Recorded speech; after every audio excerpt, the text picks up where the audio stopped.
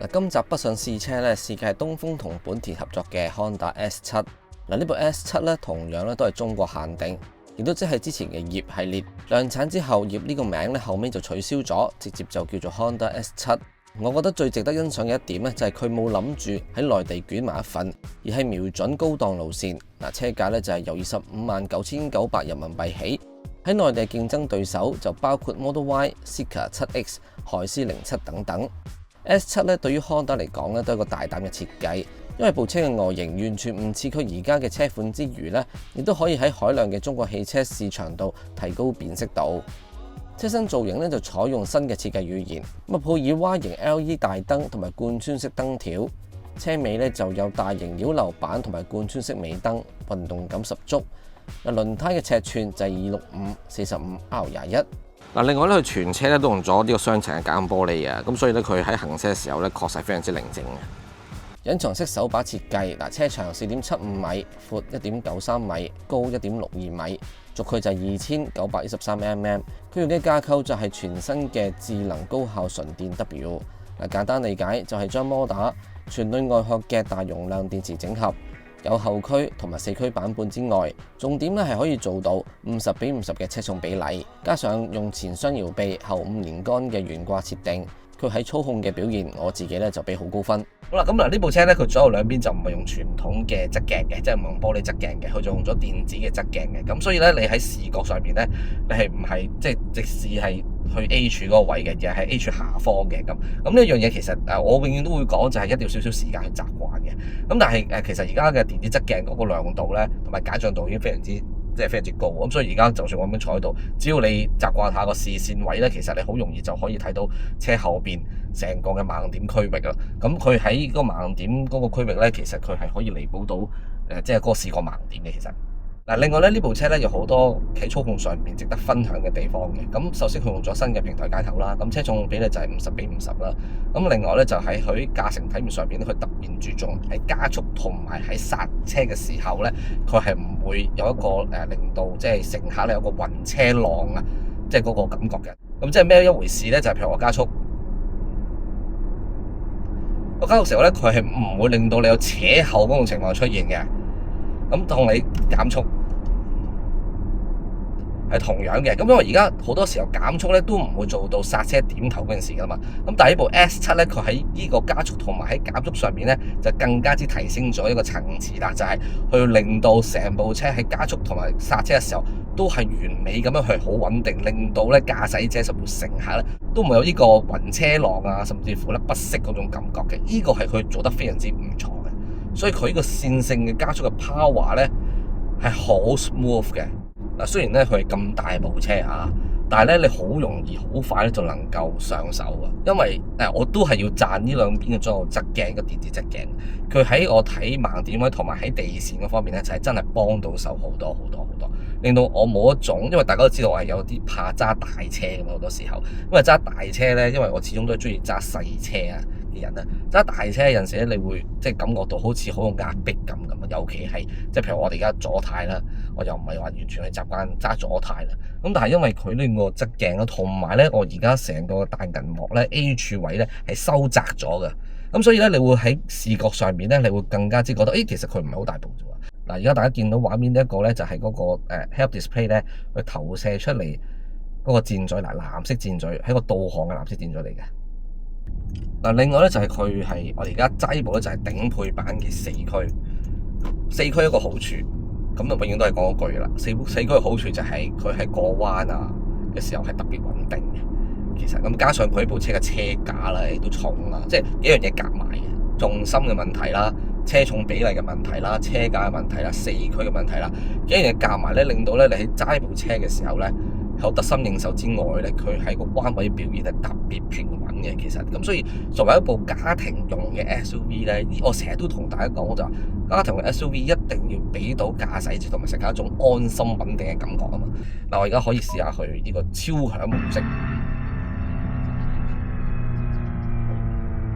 聲即刻同唔同咗？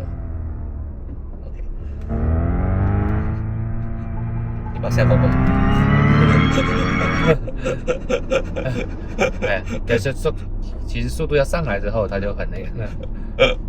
頭先超音模式有咗好勁嘅聲啊，我想熄咗佢先。咁但係超音模式之下咧，其實唐太係實咗嘅，咁同埋油門嘅反應咧係結實咗嘅，所以成件事又係靈敏咗好多嘅咁樣。咁但係我覺得用優選模式咧，其實已經係足夠去使用噶啦。就咁樣。好啦，咁另外咧就要想同大家分享下佢個懸掛，因為佢個懸掛好值得同大家講下啦。首先咧就佢用咗雙叉臂啦，後5連杆嘅設計，咁再加埋咧其實有 ADS 嘅。嗱，喺香港嘅路段會比較容易試到，因為我哋只要行一條程長道，其實就知道嗰個 ADS 嗰個成個表現會係點啦。咁但係喺內地嘅即係而家都喺橫琴嘅路實在太靚啦，咁只能夠咧喺一啲嘅即係減速帶、一小去路步位，同埋頭先我哋喺我哋由即係過嚟橫琴嘅時候咧，就經歷過一啲少少嘅凹凸不平嘅路段。但喺嗰陣時，我已經可以同大家分享就係佢呢個 ADS 咧，可以幫到手嘅程度係非常之大嘅。因為 ADS 佢本身能夠可以自己適應到其實路面嗰個情況，做咗一個相應嘅調校。咁所以喺一啲嘅路駁位同埋喺啲減速帶嘅時候咧，你會發現佢嗰個跳動好微，係非常之微嘅。咁令到部車咧本身咧唔會話有太大嘅跳動嘅，唔會影響到駕乘體驗太多。咁呢個係譬如作為乘客嘅話，你基本上如果你唔係好似我咁樣好刻意去留意呢一件事嘅話，你基本上你係唔會發覺到佢過咗一個坑渠個位，佢過咗一個減速帶，你唔會發覺到嘅，因為你會發現嗰部車基本上係唔會有跳動喺裏邊嘅。咁所以呢一樣嘢係頭先我喺即係坐嚟嘅時候，我一直喺度感受，我就覺得哇，真係幾唔錯喎！呢個 ADS 真係做到嘢。如果你本身係中意本田嗰種衝感嘅話，呢部車都俾到你。呢個懸掛亦都可以回饋到俾車主嘅駕駛者嘅。咁所以即係各樣嘢加埋嘅話咧，其實呢部 S7咧，我係幾滿意嘅。其實即係我係即係你香港冇得賣啊，所以我唔會即係所以唔關我事嘅。即係所以我賺到幾好都好咧，其實都係唔關我事嘅。咁但係呢部車係真真正正係對我嚟講，我係希望如果能夠香港有得賣嘅話，即係有右軚版嘅話，應該咧係會得到好多嘅即係車主嘅歡迎。另外要同大家補充咧，就係佢軚盤上邊有一個加壓撥片啦，就我嚟做一個動力回收嘅調校嘅，一共咧就有6檔嘅咁樣。咁就其實咧同頭先一樣啦。佢依然咧都係做緊嗰個非常之 smooth 嘅動力減速嘅，佢唔會令到嗰個乘客甚至乎駕駛者有一個剎車點頭嘅情況嘅。咁但係只不過咧就大家可以因應自己喜好咧去做一個動力嘅調校咁解啫。力度上面調校，我覺得3檔已經係最 smooth 噶啦，3檔係最唔錯嘅。但係因為去到第4咧嘅力度咧係有啲大嘅，其實。咁所以就即係減速減得有啲快，即係嗰個剎車嗰個收個力度嘅快。咁如果第3檔嘅話咧，就係完全同一部我哋平時同汽油車冇得太大分別啦。講翻粒電池 S7 咧，就用寧德時代嘅3元鋰電池。電池容量89.8 kWh， 四驅版續航力20LTC 標準就係620公里，採用13個可以替換嘅電池模組。Honda 聲稱可以降低高達80%嘅維修成本。咁當然啦，佢亦都有 Honda Sensing 360 Plus 嘅 L2 自駕系統。不過今次試車咧，我就冇試到。賣個廣告，如果大家想睇下比亞迪天神之眼嘅試駕表現，可以睇翻呢一條片。至於小米蘇7車禍試駕嘅安全神話係咪已經被打破，亦都可以睇翻呢一條片一齊討論下。蘇7嘅中控台設計咧同埋用料都好上乘，絕對係頂級嘅用料級數，用上大量嘅皮革物料。座椅用嘅棉咧都承托力十足。設備方面有20火手機無線充電、Bose 音響喇叭，連頭枕咧都有喇叭。數碼倒後鏡、9.9寸數碼儀錶板顯示清晰，界面亦都靚仔。不過最吸睛嘅都係呢一塊15.6寸嘅中控屏幕。好啦，咁我同大家簡單咧講下咧呢個中控屏幕啦，裏面成個設計先，因為我都覺得幾靚仔嘅。大家見到上下兩邊其實係有唔同嘅功能咧，俾大家可以咧去撳到噶啦。下方咧就係呢個即係而家我哋校咗啦，係一個即係冷氣啦、冷暖氣出風口啦、嗰個溫度嗰個調校啦，呢個最常見嘅。嗱，上面就係其他功能嘅調校。嗱，而家我就撳咗去座艙體驗啦，咁即係跟住有氣氛燈啦。OK， 咁之後咧仲有香薰啦咁樣。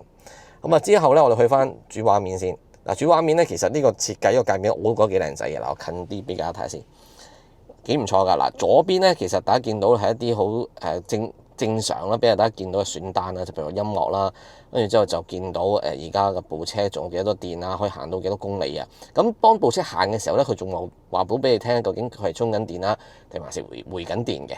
咁在下方呢個咧就係其實 CarPlay 啦，咁跟住之後內地就會有百度 CarLife Plus 啊，跟住即係華為 HiCar 咁呢啲功能啦。咁香港人嘅話咧，就我哋通常都係用 Apple CarPlay 啦。咁右手邊咧嗱，你仲可以大啲嘅，OK， 縮細，跟住拉翻大去 OK。咁跟住嗱，呢一個就全個就係地圖啦，佢用咗百度地圖嘅咁就幾方便嘅嗱。下邊啦，下邊咧佢咧而家呢個就係正如頭先所講啦，就係溫度調校啦。其實就係咁嗱，譬如我哋自行調控啦，仲可以撳調校後排嘅嗱，後排你都可以喺呢度校埋嘅，方便。同埋佢成個界面設計係幾靚仔嘅，幾唔錯，同埋好 smooth 好快嘅。咁我哋上睇翻有咩其他功能先。好，跟住之後咧，我哋去 Apps， 好多 Apps， 我哋唔會講晒嘅，因為呢個始終都係內地嘅車款啦，所以通常就好多 Apps 喺度嘅咁樣。跟住之後諗我哋去 EV 菜單啦，咁就見到最常用嘅啦。呢個就係幾多嘅電量啊，行到幾多公里啊，跟住充電嘅時間表啊。